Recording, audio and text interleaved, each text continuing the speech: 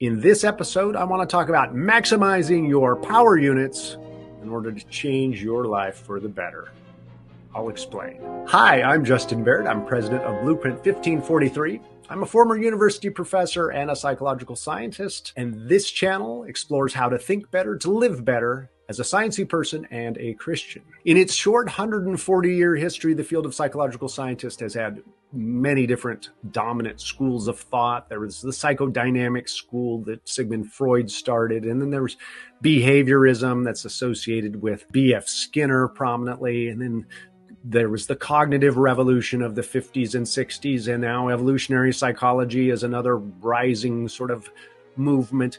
But what do they all have in common? Well, one of the things that they all have in common is pointing to the idea that much of what we do as human beings is not guided by our conscious reasoning, our decision making, or our brute willpower. Instead, we have automated processing that's going on all the time. Behavioral routines, motives, and so forth, many of which we're not consciously aware of, that quickly reduce the problem space for us to navigate life. We don't know what the proportion is, but think of it as something like, suppose it's about 90% of what we do is almost like running on autopilot.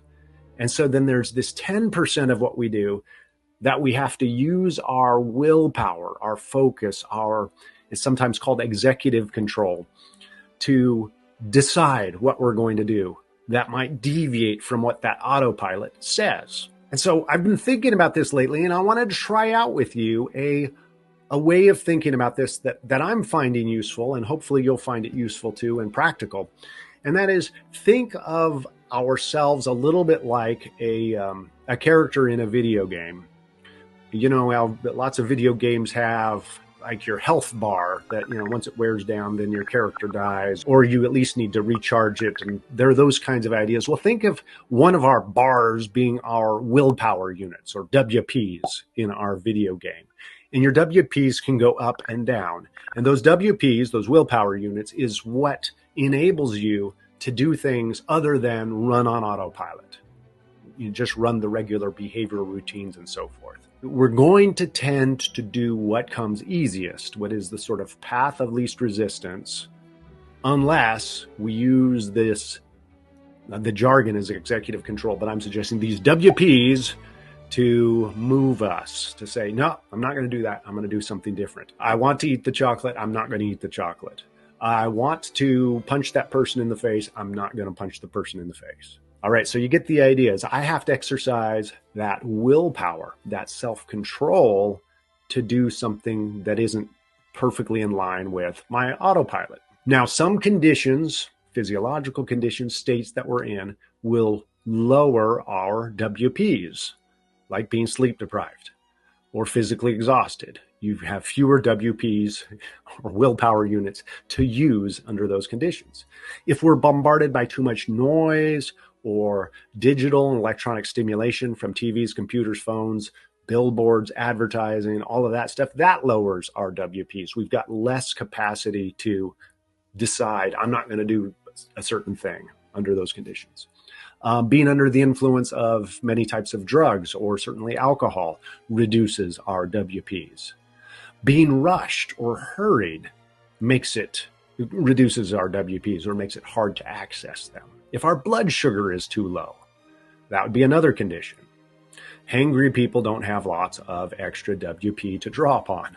Okay, you got to put food in the system, gives you more WPs. Okay, so you sort of see what I'm getting at here. So those different kinds of conditions that I've just listed aren't the kinds of conditions in which you can count on having lots of extra willpower capacity, or WPs, to use. What I'm pointing to is we all have a finite number of WPs, and the exact number available to us is going to be changing based on our situation. It's also going to be a little bit lower if we've just used a whole bunch. Again, kind of like in these video games where if you've just lost a bunch of health units because of a certain activity, they have to build up again. Similarly, we lose some of our willpower units and they have to build up again. Some research on self-control in the psychological literature has shown just that. We seem to have a a weakening of our self-control ability right after we've had to use it. Think of it that way. Our WPs have to build up again.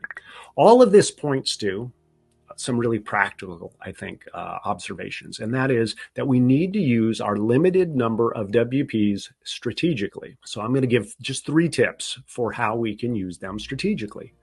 One way is to invest some of our WPs into putting what are called nudges into our physical environment. That is, I'm going to use some of my willpower to change things in my physical environment so that my physical environment makes it easy for me to do things. It kind of channels me in certain ways. This is a little bit like that strategy that some people have where they set up the coffee machine the night before so that when they wake up in the morning and not kind of with it, you just have to push the button. It makes it easy to make the coffee so that you don't make a mistake making the coffee, because who can make coffee before they've had their coffee, right? The fix to that problem is to set up the machine the night before. It builds in a nudge to make it easy to make the coffee. We can also do that with other things in our life. If I'm trying to get out of the habit of sort of spontaneously buying a lunch at work, instead I want to pack my lunch to save some money and maybe to get more nutritious food. Well, maybe I'm going to pre-chop all of the foods, all of my vegetables on Sunday or Saturday before the work week so that it's really easy for me to build a lunch in the morning. It reduces the WPs demanded to build that lunch. Okay, so that's changing the physical environment by putting chopped food in it or already half prepared food in order to make that decision easier. Or I decided I wanted to invest more in playing guitar and ukulele, so I set up a music stand next to a chair with my music books right there and put a stand for the ukulele right there so that it's out. It's not in a case sitting under my bed. And I put a guitar holder on the wall. So now the guitar just sits on the wall, so I can just grab it and play it whenever I want. It makes it easy for me to do something that I want to be easy to do, right? So I don't have to use as many WPs to do that activity. So that's that first tip, is build what are called nudges in our environment that push us in the direction to make it easy to do the things we want to do. Another way we can invest our WPs wisely is building a social, think of it as an alliance for our quest. So it's easier to do what you want when you've got a few people around you who are also doing it too. And they're social pressuring you in a positive way to do that thing. We are social creatures. We will tend to do what those people around us that we identify with are doing. And so we want those people around us doing the things we want to be doing, if that makes sense. We at least need 2 other people on our team to count on, and more is better, who are also trying to do the kinds of things that we want to do, whether it's, establishing a new habit of exercise. So I need those exercise buddies, or I just want to spend more time outside walking through the woods and enjoying nature. Well, who are my hiking buddies who are going to make it a regular habit that we've all agreed that we're just going to do this together? Or whatever the kind of habit is that you're wanting to do, or activity. Or maybe it's, hey, I'm having it as a parent, finding it hard to hold the line against limiting screen time for my kids. Well, are there 2 other or more parents who will also say, no, we're making the same commitment? And that way we've got each other's back, and we've got that kind of positive social pressure that reduces the WPs of being a lonely person trying to do it alone. Just drive it on our own willpower. Okay, so that's the second one. First one was put nudges in your environment. Second, invest in building a social alliance for your particular quest that might require WPs, so that reduces the number of WPs you need. And the third is to invest some of those WPs in building a new behavioral routine or habit. Okay, once a behavior becomes routinized or habitual, that's part of autopilot. That's the whole point.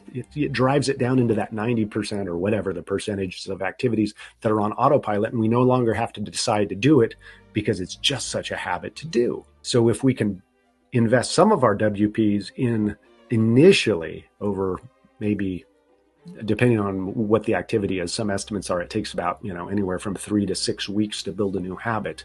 But if you can build a new habit, use that willpower to be very diligent about, okay, every morning when I get up, I practice learning that new language I've been meaning to learn. And right before bed, I do it too. Or I'm building prayer into my day in the morning, at lunch, and in the evening. And I'm doing it, and it becomes habitual, such that I don't even have to think about it anymore. And it's no longer oh, I got to do this thing, because just do it automatically. Sometimes it takes investment up front to pay those longer term dividends of reducing the amount of WPs. And then we end up with a life, if we use these kinds of strategies, we end up with a life that is not taxing us too much. It's not using too many WPs because we have structured our physical environment so that it's nudging us in the right way. We've structured our social relationships and negotiated those such that our social relationships are pressuring us to do what we want them to pressure us to do. And we've routinized the other kinds of things in our lives so that they're automatic and easy.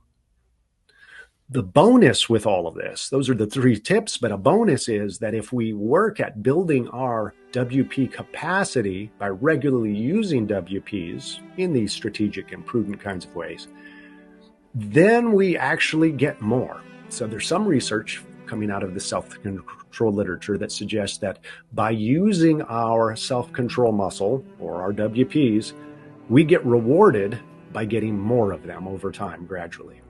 Okay, so it's really actually a good thing for us to make ourselves do things that we don't want to do with some regularity, not too much, not completely exhaust our WPs, because then we're vulnerable. We're going to fall prey to other kinds of things like, I've made so many decisions. I've forced myself to do so many things I don't want to, so I'm going to eat this whole quart of ice cream in one sitting, right? Because we have no reserves, so in goes the ice cream. But we do want to not just leave it alone either, and not exercise that self-control, that willpower. So if we do a little bit gradual self-control work, it's a little bit like a muscle. It gets stronger and stronger. We get more WPs. Our capacity becomes greater and greater. So we grow our capacity, and at the same time, we're using the WPs, the limited ones that we have, strategically, so that we don't have to use as much in the future.